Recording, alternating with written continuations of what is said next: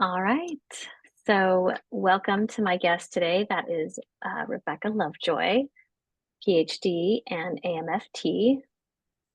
So, Rebekah is an associate marriage and family therapist, and I will note with Riviera Therapy. So, I do know her personally. Her specialties include somatic psychology, LGBT plus populations, non-monogamy, archetypal psychology, and mythopoetic modalities. She works with an integrative, existential, humanistic approach that leverages mindfulness, somatic awareness, EMDR, and the latest trauma awareness techniques. She's evidence based in her psychodynamic treatments, and she respects the whole person, which I think is really important in this approach. Her goal is the support of individuals, meaning making for her clients in any circumstances with the intent of bringing thriving, ease, and a feeling of safety in themselves and in the world. Rebekah is also a published author and subject matter expert for undergraduate curriculums, specializing in pop culture, media studies and film, critical thinking, American studies, social justice, and the study of utopian and alternative social structures. Rebekah worked for many years with UX and the architecture of larger Fortune 500 streaming websites. Totally a different time and place, but I love that you've got kind of both parts of it, of your mind. So she is here today to talk with me about consensual non-monogamy, and tell me what drew you to your specialties, which includes that as well as the things I had mentioned before: somatic, LGBTQ, sort of how have you landed in this specialty? Yeah, so, my interest in alternative family systems comes from growing up in the counterculture, which had a lot of experimental family systems and a lot of variable attachment styles. And so that was already deeply connected to my own attachment style. And I spent years sort of exploring my perspective on loving many people and on where that comes from and what it looks like and why some people struggle with it and some people lean into it. And that expanded as I became an adult and started thinking about sexuality. And also, just for the listeners who don't know what counterculture means, give us a quick Yeah, definition. so the counterculture is often described as hippies, but it's actually all of the people that came out of the new left 1960s alternative lifestyles, which included a lot of variations on collective housings and, co-ops and communes and alternative ways of parenting and loving. Great. All right, so let's just do some basic definitions here. Can you explain what non-monogamy is and how it differs from monogamous relationships? Well, non-monogamy is variable. There are lots and lots of different styles of non-monogamy. In a nutshell, it means loving more than one person successfully at the same time. Um, but the configurations of that are creative and very personal to each grouping of people. Hmm. Okay, and why do some couples choose this path Well, it's over interesting. monogamy? Yeah. So it's interesting because there are a lot of people who choose this path unsuccessfully, sort of as a panic response to not having a functional current coupling. And that's its own category. But there's also the people who consciously do it with intent to succeed Hmm. at more than one relationship at the same time have all sorts of reasons why they're drawn to it, but for me, I kind of describe it as the difference between a person who's sort of a chimpanzee person and a person who's a bonobo person. There are people in the world that really genuinely and authentically love a bunch of different people very consciously and can handle multiple relationships at the same time. The configurations will often be very different. Sometimes it's that a couple found another person that they love and they brought them into their relationship. Sometimes it's a couple that wants to, create a primary pod with each other and then have individual exploration in a conscious way. Sometimes I've interacted with people who have created an entire household that's in relationship with each other. So, and, sometimes it leans a little bit into, more culty, religious-y kinds of things, which is usually not as successful. But in a grounded form, it's often starts with the realization that there is a genuine, solid connection with more than one person. I find too that in the couples that I've seen in this space, they actually, when they do it successfully, to your caveat, they are the best communicators. Absolutely. They're That's one of the reasons I, really differentiate the ones who are sort of knee-jerk doing it because their relationship isn't working versus the ones who are consciously going in. To successfully be in a non-monogamous relationship, there needs to be a really intensified communication and intimacy, actually, because it's not just using your words, it's using your emotion words and being really authentic about yourself, what you're experiencing for yourself, so that you can identify when you're struggling and name it. It's actually much harder work than a monogamous relationship. I've also, heard that delineation between consensual and non-consensual non-monogamy, because sometimes, and I've definitely had couples in this space, one really wants the non-monogamy and one doesn't. So they're going along with it, but they're actually not really Yeah, interested in it. and that, I feel like that often falls into the category of not really doing it because they, as a couple, want to be doing it. It is usually something where one of the members is feeling unseen, or they're not articulating their needs in a coherent way. And so they're kind of pushing towards opening up a relationship, thinking that that will support their needs in a bigger sphere. And it goes both directions, because sometimes the person who's saying yes but doesn't mean it is the one who's not articulating their needs. Right. So either member is in an unbalance. So it's really imperative that the couple be able to both have their use of communication, knowing how to name their experiences, knowing what their desire levels are and their reasons why they're in it, which is why a lot of times a successful non-monogamous relationship includes contract writing, Right. which is a huge piece of polyamory. That was my next question. How does contracting work? So of Yeah. course, it sounds like you do recommend it. And how does that process look when you're doing it in a facilitated capacity with Yeah, I do couples? recommend it. So, one of the first steps is to, you can go online, and people have posted, examples of polyamorous contracts. So you can go online and kind of get a sense of what people are saying and what they're defining. But it's really a very intensive, structured description of what each of the members of the primary couple usually want. This is where it gets complicated, because sometimes it's like a third has been brought in and then there's a contract between the three of them.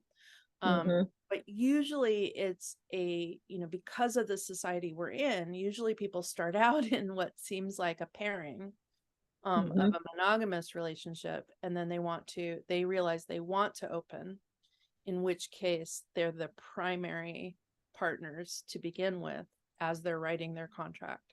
And they each go away and come up with their own desires and their own needs, but also their own fears and their own sort of worst case scenarios, to be able to communicate what they think will be a working system that covers, a lot of Because you this. have to go through a lot of the scenarios, right? It's almost like when you write a prenup or something, right? You It have to is, think of how this might end, or what are some of the pitfalls that we might right. encounter, or how anticipate things that have never occurred before that could present. Um, Yeah. so they have to really kind of think through and have kind of scary conversations about, and it's not just one, it's conversations, right? This is a fluid, Yes. changing process. Yes. Just like any contract writing, there's going to be all of these processes going along. And then once that contract has been agreed upon, cases will arise that are not addressed in the contract. So even as you go, you're going to want to have kind of a fluid, flexible way of thinking about it, because, all of a sudden something occurs, a partner, like, Mhm. an example is, I was working with a couple where they had specified they only wanted to have relationships outside of marriage with people who were already married. Um, Mhm. and so they were doing that, except that one of the external secondary partners got divorced and then suddenly was single, and that hadn't been addressed in their contract.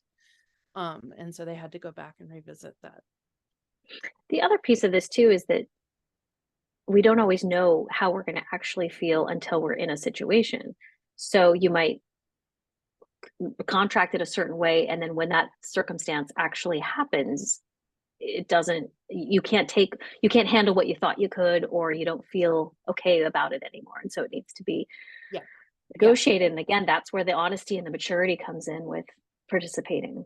Yeah. And even past honesty, there has to be kind of a worldview that Mhm. life is process, not goal, Mhm. because the process of being in non-monogamy is um much more creative, in that you're kind of rolling with what's going to happen and noticing and incorporating that in. Now, life is always like that, and to be honest, relationships are always like that. Even when I'm dealing with monogamous Sure. couples, I work towards that goal, but it's a lot easier to have rules and consistency when there's just the two of you than when there's external forces involved. And Mhm. sometimes the non-monogamy gets pretty intense, where people have a whole array of different relationships with Right. other configurations.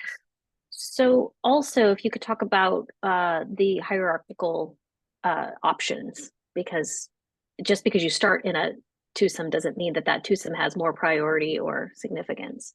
Yeah, and it does if that's the contract. So Right. the language is usually that there's the primary relationship, and then there's secondary relationships, and then there's, sort of what I would call tertiary relationships, which is people that are just for fun and not really relationship, but there's a freedom to play. Hmm. So you can have contracts with your partner where all the other people are just freedom to play and nobody's allowed to fall in love with anyone else. Or you can have secondary relationships, which are people that you're actually creating deeper ties with, that are consistent and long term, but they're not your primary. But, Hmm. when now we're getting into a world where there are people walking into a sexuality of non-monogamy. And so they actually live in an environment where they may have more than one partner that they consider to be a primary for them. Right. And so it's starting, the language is still progressing too. It's just as creative as the experience. So I think Hmm. we're going to start having even more potential titles along the way. Let's talk about some misconceptions of this world, because I feel like there is a misunderstanding sometimes of what this is about. Is it just lots of orgies? No, that's not typically what we're talking about. No, it isn't. And in fact, one of the things that I find that kind of makes my skin crawl a little bit is when someone tells me that they're non-monogamous and what they really mean is that they're into hookup culture. Mm-hmm. because that's not conscious non-monogamy. That's just sleeping around. Mm-hmm. Which is Mm-hmm. fine if that's what you're doing and you're not hurting anyone. I am a sex positive therapist, so I'm not going to shame that at all. But it's not non-monogamy in the context we're describing. Mm-hmm. What you're describing is actually connecting with people and actually having more than one person that you love. And the way I describe it is, I have 3 children and I love all of my children actually the same, though in different ways. I love each of them for their uniqueness and who they are. And I don't, in fact, pick a favorite. Now, there are some people that will pick a favorite and Mm-hmm. they can't help themselves. That's the kind of person they are. And so, that's just a different kind of person. I genuinely don't have a favorite kid. And that's what polyamory, and non-monogamy in a conscious way really genuinely is. These are real relationships. How do you see it play out when only one person in the couple pursues polyamory and the other person does not? So we've got a monopoly combo. If that is a thing because they've agreed upon it. So, sometimes we discover for whatever reason, like it was always the way we were, or something happened to our bodies in some way that we're either demisexual or asexual. Mm-hmm. And we still are deeply in love with our partner, but we don't want to have sex with them anymore. There are people that do that. This happens a lot with menopause. In Europe, it happens for all kinds of reasons. They just have a Mm-hmm. different culture around that. Mm-hmm. But it's, the contract becomes you can go and do these other things. Now, within that, there's a lot of extra stipulation because one of the partners is not necessarily as sexually involved usually, or Mm-hmm. they're just, this is their only partner. It Mm-hmm. creates a weird attention imbalance, so it's really important to have pretty clear language as you're going in. Attention balance, meaning who gets the attention, who gets the date nights, who gets the who gets Yeah, the priority, that type yeah. of thing. Mm-hmm. And it's also really imperative to make sure that that's not happening out of manipulation. Like that's one of the ones where a lot of times there's a convincing that we're going to do it Mm-hmm. this way, and it's a way for one member of the couple to not really examine themselves. And Mm-hmm. again, either or, it can be the one who's not sleeping around, isn't examining their sexual conversations. And so because they're limiting the sexual life of the couple, the other member who's often higher Mm-hmm. desire ends Mm-hmm. up in a situation where they're kind of like, I don't want to leave you, but I need to have sex. So that can Mm-hmm. happen. Or the other direction, the person who is choosing to go out and have more sex is somehow coercing because they really don't want to they either don't want to drop into the intimacy that they have in their couple, or for whatever reason, they need to have these externals as well without wanting their partner to also sleep around. I've seen that as well. Like, I Mm-hmm. want to go sleep around, but I don't want you to. Yeah.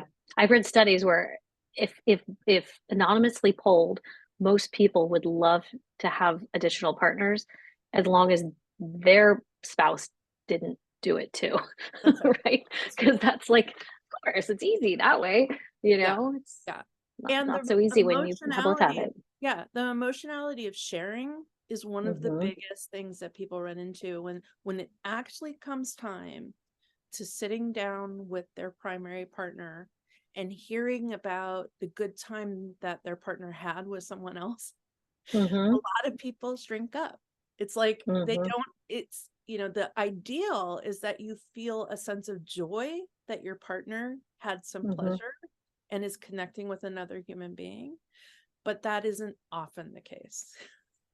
Right. And we're not just talking about like sexual specifics. We're talking about interpersonal dynamics, right? Oh, They're enjoying the company of another, they and do. they're getting some of their needs met through another, and that can feel threatening. Yes. And it can be like vacations. It can be like gift Hmm. giving. It can Hmm. be, like holidays or birthdays or all of these things. Hmm. One of the big conversations in the non-monogamy world is the difference between jealousy versus envy. And that conversation happens Mm. a lot, that has to be tagged, because one is saying, I don't want that other person to have that, only I want it. And the other one Hmm. is saying, I want it too. How can I have it too? And so Right. in non-monogamy, you have to be constantly sort of making sure that you're staying in the I want it too. Hmm. Because if Hmm. you get to a place where you're like, it's a zero-sum game and you don't want the other person to have what you have, you're kind of not in non-monogamy anymore. Right. That like it blocks the flow that is so beautiful in this Yeah. dynamic, right? Is if only I get to have the pleasure, but you don't actually get to, and I'm not thrilled for you to also have you know, good experiences. Yes. Yeah. Yeah. I have seen it also working with a couple, a male female couple, where um, the female was able to get lots of dates and the male not so much. And so Yeah. it was just a matter of like who was available and I guess and so it was circumstance. They were both open for it, but he ended up kind of getting Yeah. left with nothing, and she had lots of opportunity, and so that just it created some imbalance and some frustration on his part and some like guilt on her part. Like she felt Yeah. kind of bad about it for him. And it's kind of an interesting thing, because in essence, when you go out to do non-monogamy, you're back in the marketplace, right? Hmm. And then you're just at the whims of human desire and human choices, and all the things that often are the reason people get married, so they don't have to do them anymore, right? Right. And you're even a subset, Yeah. right? So Yeah, because you're not really necessarily available. It's not like whole hog. right, right. It's not like the whole world opens up for you. Actually, it's like, Yeah. uh, yeah. Um, let's see what else. The the idea too that sometimes polyamory is in service of maybe having same-sex couple relationships if you're in a straight relationship. I know that's definitely come up. Um, and so then some of the contracting around that where maybe only one of you wants to see same sex and the other one doesn't. And how does that get Yeah. And considered? that's a really interesting thing, because, I've talked with couples where um they were only primary and monogamous Hmm. in their binary roles, but the partner who was bisexual had infinite allowance for same-sex relationships, and they were Hmm. fine with that. And then I've Hmm. talked to other couples where, one of the members of the couple was bisexual, and there was absolutely no allowance for that, because a relationship is a relationship. And so the idea that, somehow the homosexual relationship was going to be different was just absolutely not acceptable. Um, Which kind of makes sense to me, actually, because I think a relationship is a relationship and it doesn't matter. it Yeah. absolutely is. However, one of the interesting and ironic things about a lot of people who are bisexual or pansexual, they're often naturally polyamorous as well. So, Mm. so Hmm.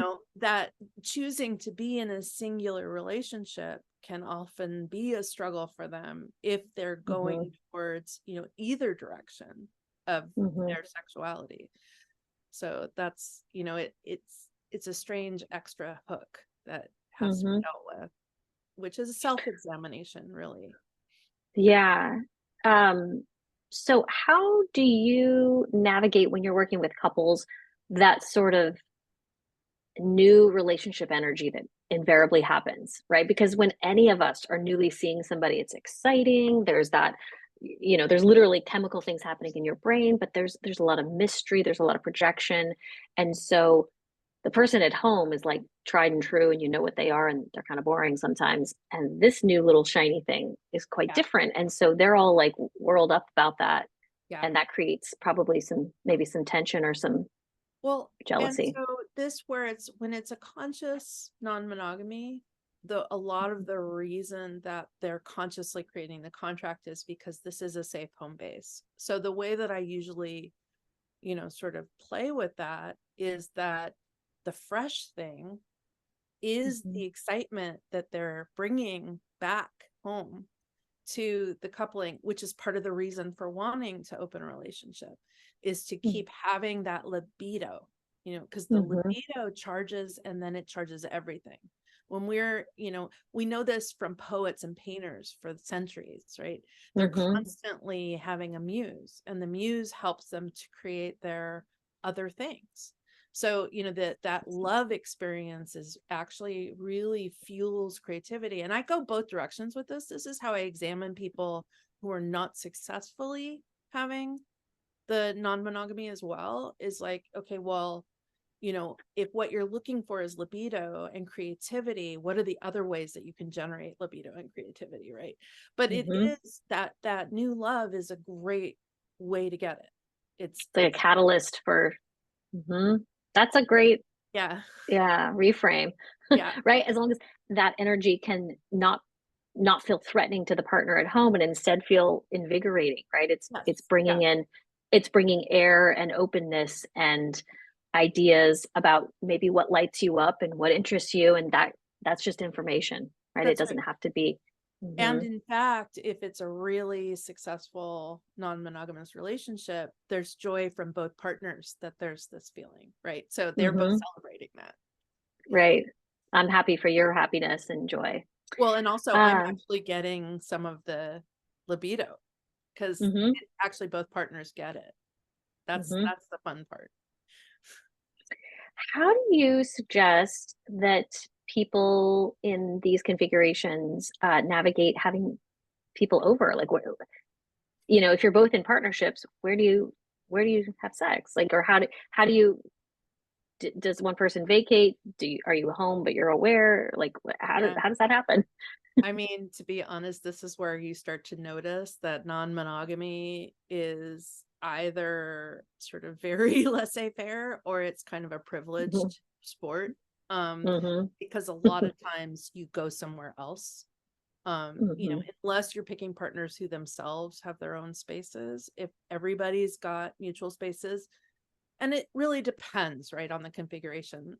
Sometimes it's couples with other couples, and they're choosing couple relationships, and then it doesn't really matter. It's who's ever kids aren't home. Right.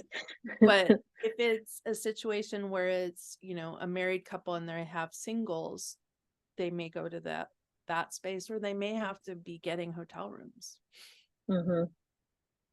Yeah, I've also seen couples where they like went to a resort, met other people, made some friends, and now those friends, like it might be 2 or 3 or 4 couples, will meet up at each other's homes in different places and have kind of longer weekends of and that's, because there's exchange.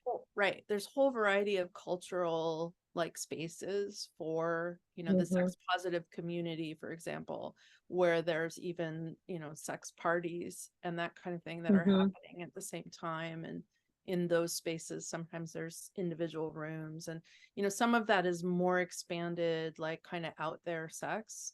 It's not like, that's way beyond the norm. But that, a lot of it lives in that space. So those are places where people start to get creative. So I know one of the populations that you work with quite a bit is LGBTQ, and I want to kind of think about like the intersection of queer and consensual non-monogamy. I definitely see a lot of queer clients, and I would say for the most part, the male identified folk doing it quite a lot, the female not so much. Yeah. But what's been your experience? Yeah, I think that, there is a permissiveness to non-monogamy in the male gay community that's been there from the beginning. There's a very long standing almost tradition of it.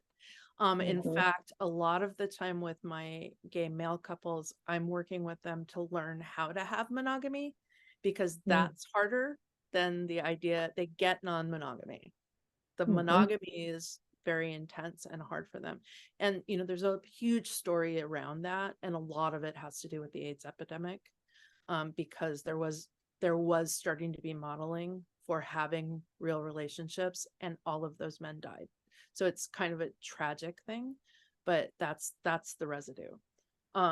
With female queer relationships, there's actually a trend to immediately go monogamous and be Mhm. pretty intense about it in a Mhm. totally different way. And then there's some fallout to that that's also really interesting, around what's often called bed death. Um, Mhm.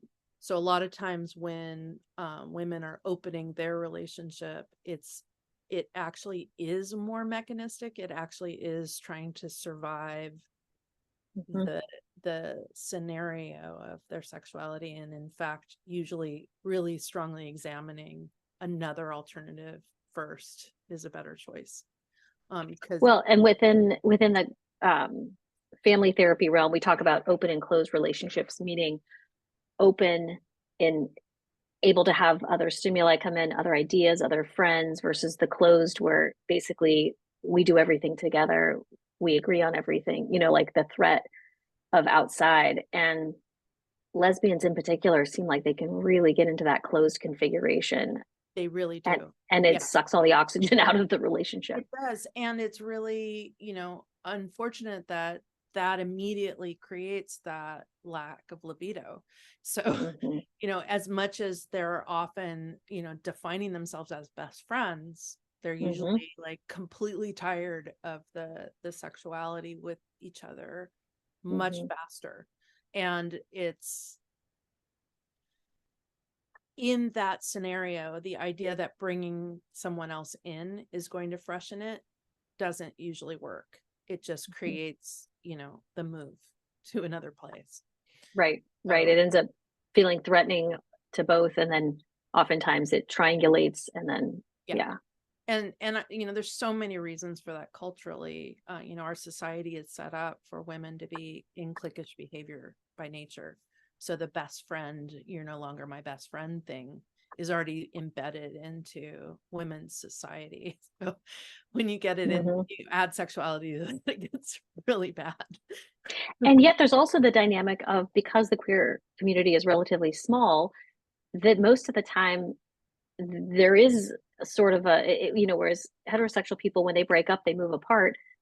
Queer people are Oh all yeah, still hanging out together, that's right. right? So Yeah. it's not consensual non-monogamy, but it's sort of like there's been multiple connections over the Yeah. years with Yeah.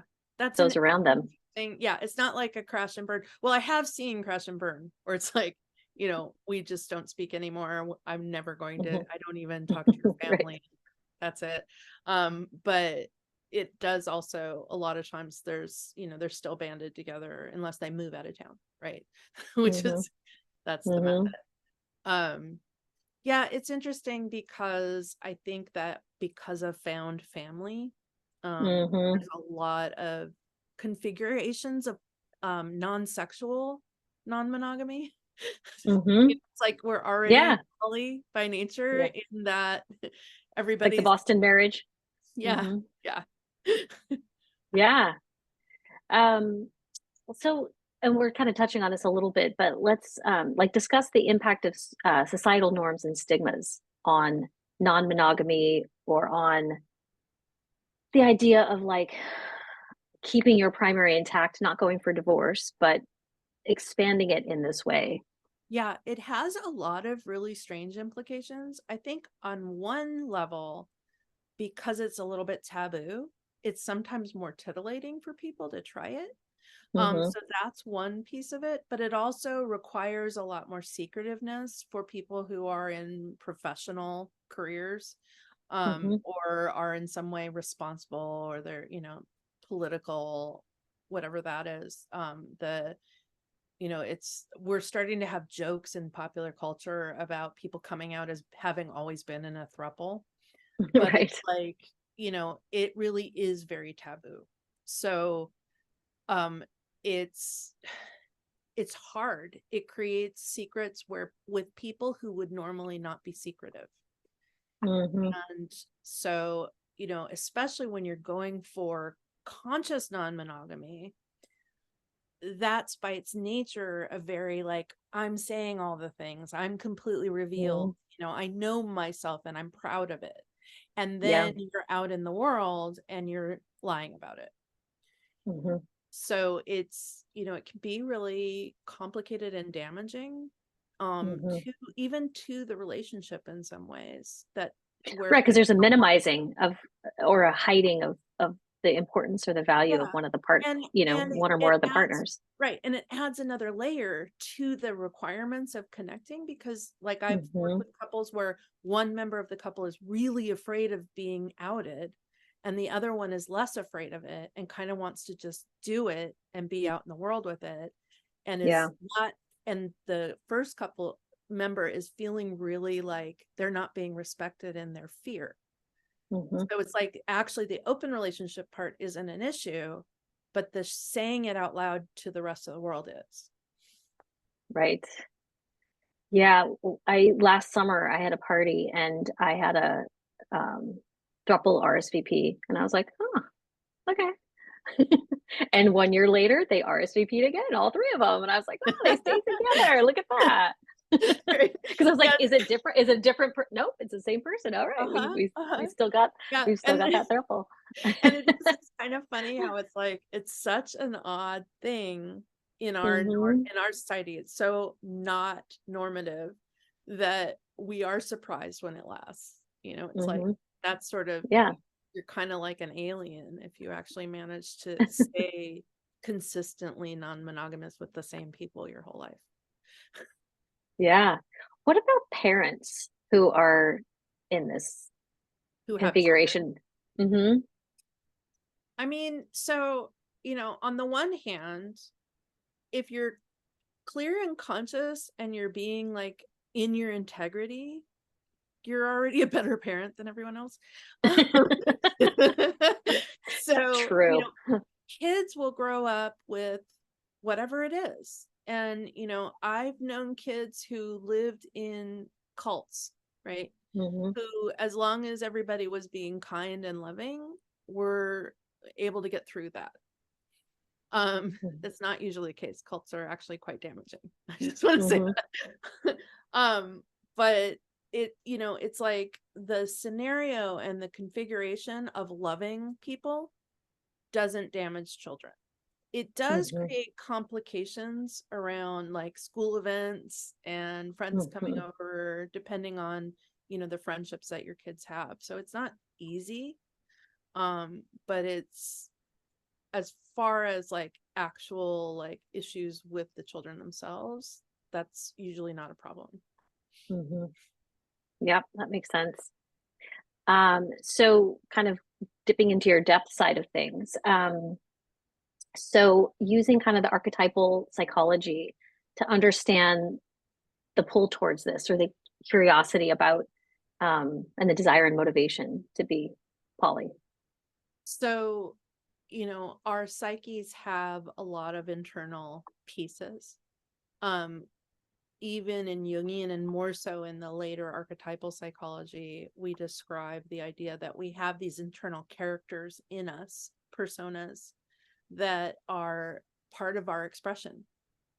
And, just like with a normative relationship, a lot of times we are picking our loving partner based on what's actually our internal self, our soul self. Mm-hmm. Jung calls that the anima or animus.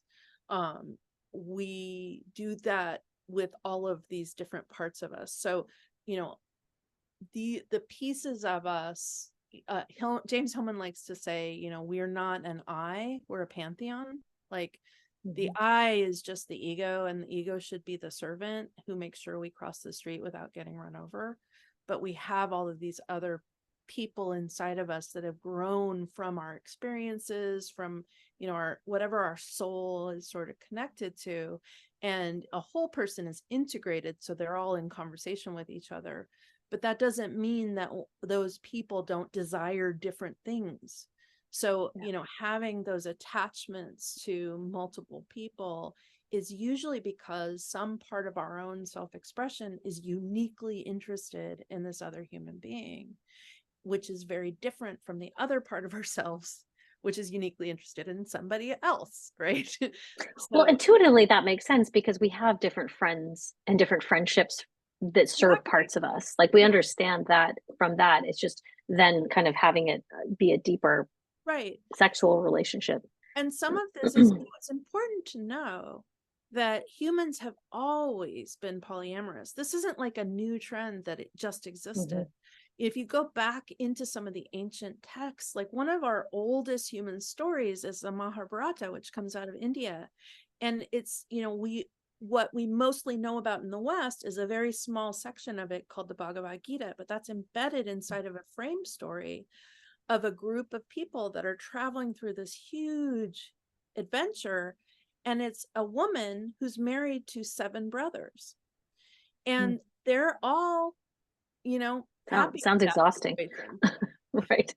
But that's, you know, Hmm. that's the nature of that. It's like we've had and always have had these long-standing relationships. Our oldest big hero story um is you know, out of Sumer, and it's got, you know, a trinity of people. It's a throuple basically, and they're in Hmm. adventure together. This is something we just do.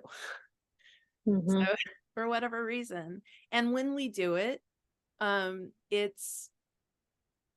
it's an expression of our creativity, you know, just like any other way of expressing ourselves. Sexuality is a piece of our creative expression. And to your point, there's always been interest in others as a common human condition. It's just we're talking about consensual That's right. non-monogamy, right? Where you're actually upfront about it, you're open about this desire, you're planning, you're negotiating, you're really being fully open and honest with all parties Yeah, involved yeah, versus like having this thing on the side, which right. yeah, feels very different. And, you know, just from the like super duper cultural, you know, whatever, consistently in the ancient past, matriarchies were actually polyamorous, and patriarchies are where we get this, you know, I only one wife at a time. It's actually only one husband. Hmm. In a lot of those cultures over the centuries, men were allowed to have many wives, but in order to track their parenting, Yeah, they offspring. the women were not allowed to go the other direction. So, you know, some of this is actually, it's contractual in a wrong way.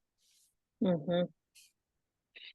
So for listeners who are interested maybe in looking more into this, you mentioned you could find contracts online. What are some other resources that you might suggest? Yeah, so the book Ethical Slut is a good one. Um, Hmm. and also there's a book called Polysecure, and both of Okay. those do um, go deeper into pieces of the culture and pieces of, you know, the ways of thinking. And, you know, this is a growing trend in our current society, so there's actually new books coming out all the time. Hmm. Right. And I always say, hey, like there's no reason to rush into this. Ideally, couples are reading one of these books or starting to sort of do some information gathering because if if your knee-jerk reaction is to run out and do this, it's probably not going to go well. So do it with some intention and some planning, and Yeah. it's gonna help. I also would say do it with the support of a therapist, ideally, a couples therapist who is open to the idea and somewhat experienced with the configuration so that they can talk you through it and really help you unpack what works best for you. And also to identify the places where you're not clear in yourself about what it is Hmm. you want and don't want. The conversations often with couples are pretty intense. A lot of stuff comes to the forefront, you know, a lot of early childhood attachment things arrive. Yeah, you hit little tripwires you didn't realize were there, because it's not just in this neat package. It starts to really Yeah. expand and keep you open and vulnerable to surprises. Yeah. Because, So, the reality is what people want in their relationships is very different from person to person. mhm, Like some people really are looking for a sense of security and consistency, where other people are looking for their muse. mhm, and mhm. it's very different. Yeah, yeah. And sometimes we're not always completely aware or honest with ourselves about what we really want and what is going to serve us Yeah. best. So sometimes it's having exposure to it, or even the idea that it's possible. Yeah, I mean, a lot of people walk into their adulthood in a very big structured supposed to, where they're Mhm, following, the pattern that they were told they needed to.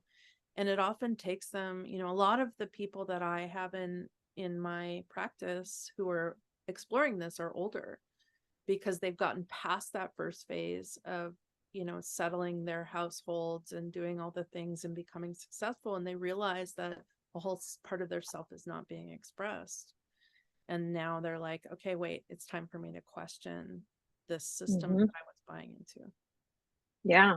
Yeah, I agree. I think that definitely the folks I've seen are coming into it with some curiosity and some intentionality about wanting it to go well, but also kind of having this thing in the back of their mind for quite a long time that this might be the avenue that would serve them best.